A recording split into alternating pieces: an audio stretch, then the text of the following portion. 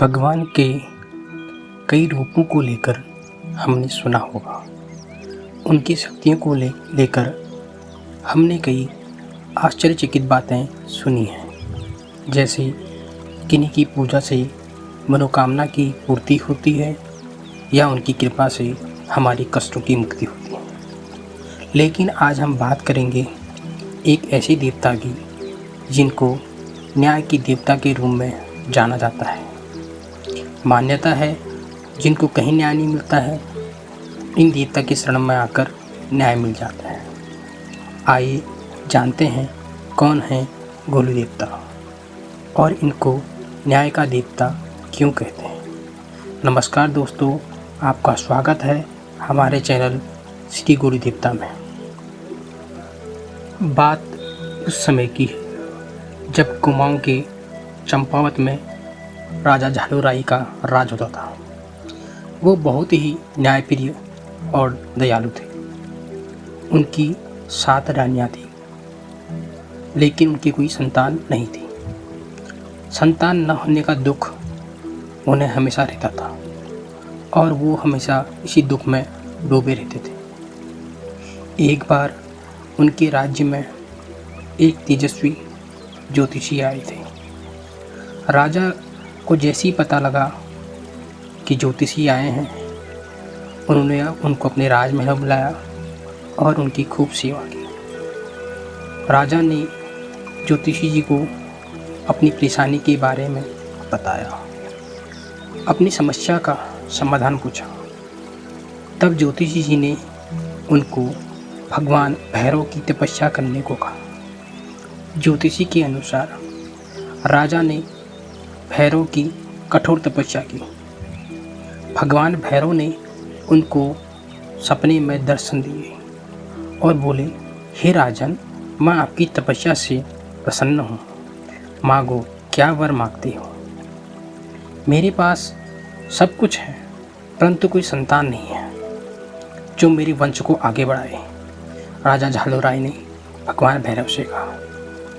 भगवान भैरव बोले, हे राजन, आपके भाग्य में संतान का कोई सुख नहीं है, लेकिन मैं आपकी तपस्या से प्रसन्न हूँ, इसलिए मैं आपके घर में पुत्र रूप में जन्म लूँगा, लेकिन उसके लिए आपको 8वां विवाह करना होगा। राजा झालूराई अगली सुबह प्रसन्न मुद्रा में उठे। कुछ समय बाद राजा झालूराई शिकार की तलाश में जंगल की तरफ गए। बहुत दूर जाने के बाद राजा को बहुत प्यास लगी। उन्होंने अपने सेवक को पानी लेने के लिए भेजा। वहाँ एक सुंदर राजकुमारी पानी भर रही थी। सेवक ने राजकुमारी से पानी के लिए बोला तो रानी ने पानी के लिए मना कर दिया। सेवक ने यह बात आकर राजा को बताई। तब राजा ने अपने मंत्री को बोला कि आप जाइए और राजकुमारी से निवेदन कीजिए, हम प्यास से अति व्याकुल हैं।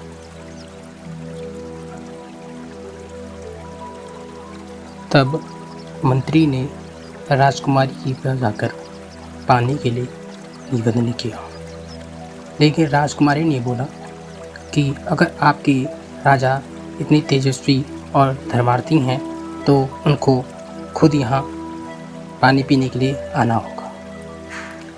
लेकिन मंत्री के जिद के कारण राजकुमारी ने उनको एक गंदे स्रोत का पानी दे दिया और राजकुमारी ने सोचा कि अगर इनके राजा इतने तेजस्वी होंगे तो वह इस जल को पहचान जाएंगे। जब मंत्री राजा झालूराई को वो जल देने गए तो राजा झालूराई उस जल को देखकर समझ गए और मंत्री से बोले, यह उस स्रोत का जल नहीं, यह पीने योग्य नहीं है। तब राजा खुद राजकुमारी के पास गए और उनको बोले, मुझे पानी पीने दो।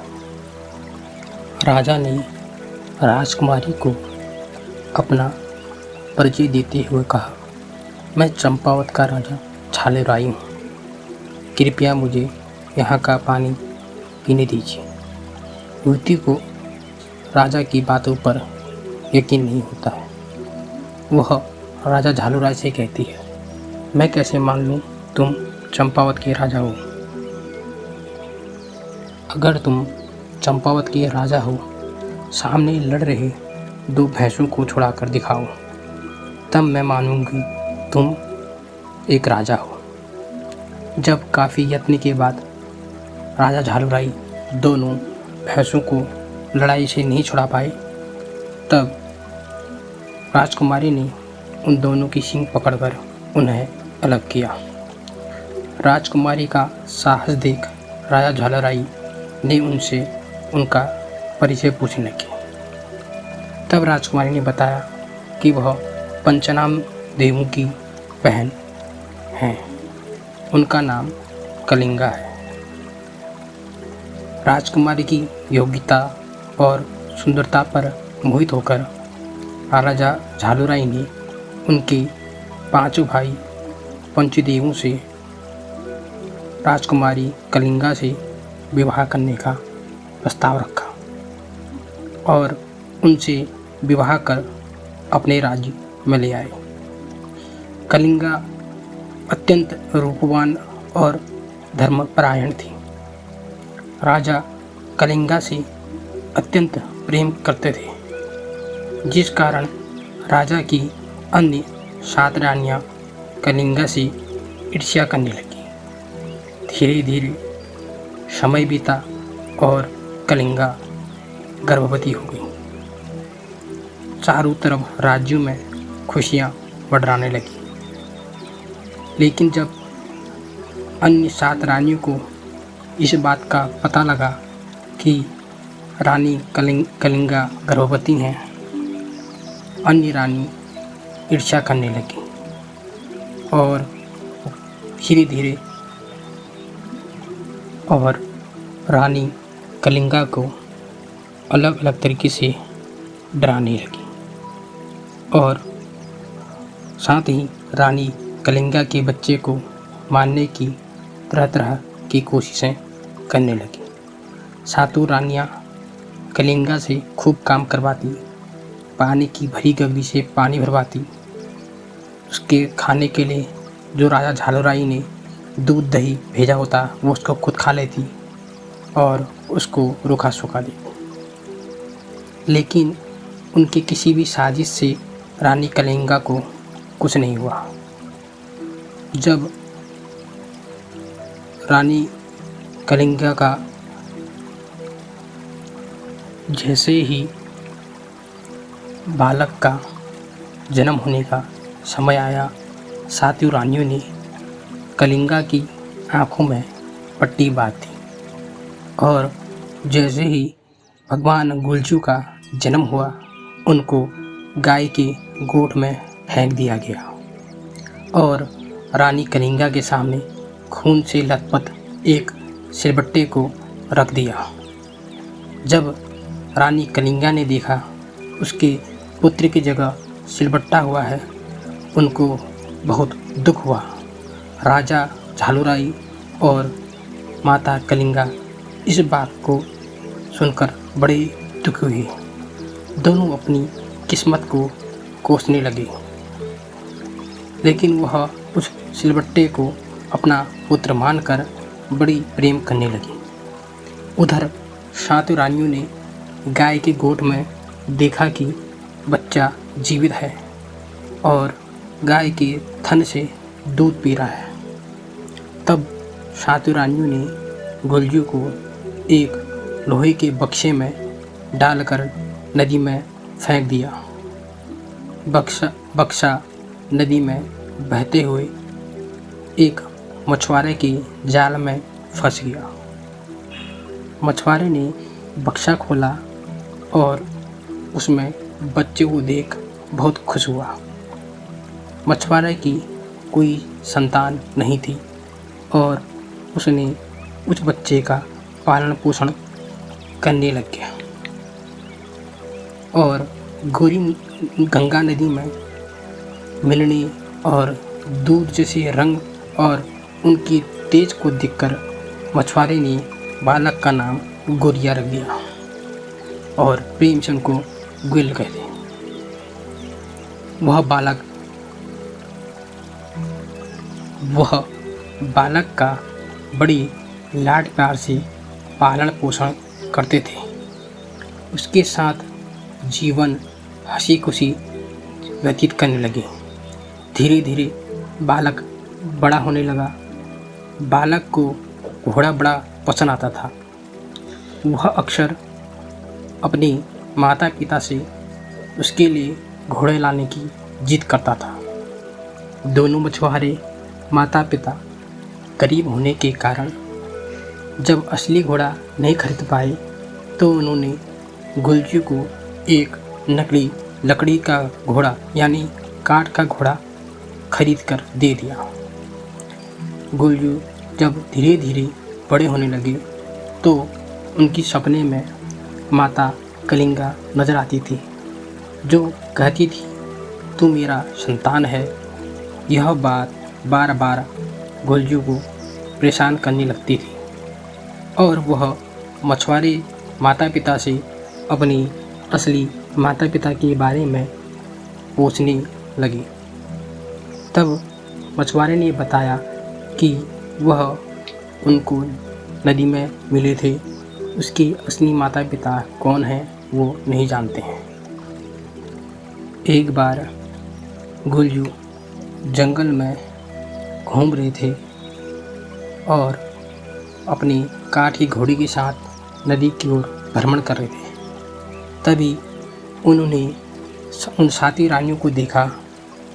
उनको देखकर गुलजू उनके नज़दीक जाते हैं और बोलते हैं, हटो, मुझे अपने घोड़े को पानी पिलाना है। तो सातों रानियाँ हंसने लगती हैं और कहती हैं, अरे कैसा पागल बालक है, भला कोई काठ का घोड़ा पानी पीता है। तब गुलजू कहते हैं, हे रानी, जब तुम्हारी राज्य में रानी सिलबट्टे को जन्म दे सकती है तो क्या मेरा काठ का घोड़ा पानी नहीं पी सकता है। यह सुनकर सातों रानियाँ क्रोधित हो गई और गुलू देवता की शिकायत राजा झालुराई से की। राजा झालुराई के आदेश पर उनको पकड़कर राजमहल लाया गया। राजा झालुराई ने उनसे पूछा, क्या तुम्हें इतना पता नहीं कि काठ का घोड़ा पानी पीता है। तब गुलू देवता बोले, हे राजन, जब आपके राज्य की रानी एक सिलबट्टे को जन्म दे सकती है तो मेरे काठ का घोड़ा पानी क्यों नहीं पी सकता है। तब वो बताते हैं, हे राजा झालुराई, मैं आपका ही पुत्र हूँ। मुझे इन 7 रानियों ने मारने की कोशिश की थी और गुलजू राजा झालुराई को भैरव और राजा झालुराई के बीच जो बात हुई थी वो सारी बातें उनको बताते हैं। उनकी बातों को सुन राजा झालुराई को उन पर विश्वास हो गया, क्योंकि राजा झालुराई के अलावा भैरव की बात और किसी को पता नहीं थी। और राजा झालुराई को बड़ा क्रोध आया और उन्होंने 7 रानियों को कारावास की सज़ा सुनाई। लेकिन गुलू देवता, जिनको न्याय का देवता कहा जाता है, उन्होंने सभी 7 रानियों को माफ़ कर दिया। उसके कुछ समय बाद राजा झालुराई के पश्चात गुलजू को चंपावत का राजा बनाया गया।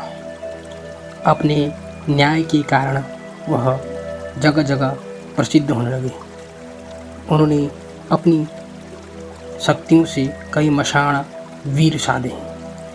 गुरु गोरखनाथ की सिद्धि भक्ति करने के बाद उनके अंदर कई दैवीय शक्तियाँ आने लगी और धीरे धीरे वह देव रूप में पूजने लग गए। आज उत्तराखंड में कई जगह उत्तराखंड में इनको जगह जगह आज भी इनको उत्तराखंड में गांव-गांव में अपने इष्ट के रूप में पूजा जाता है। जब भी अपनी इष्ट की जागर, बैसरी, यात्रा लगती है, भगवान गुलजू की अगवानी रहती है। प्रथम निमंत्रण गुलजू भगवान को दिया जाता है। उसके बाद सभी इनकी अगवानी में अवतरित होते हैं। धन्यवाद।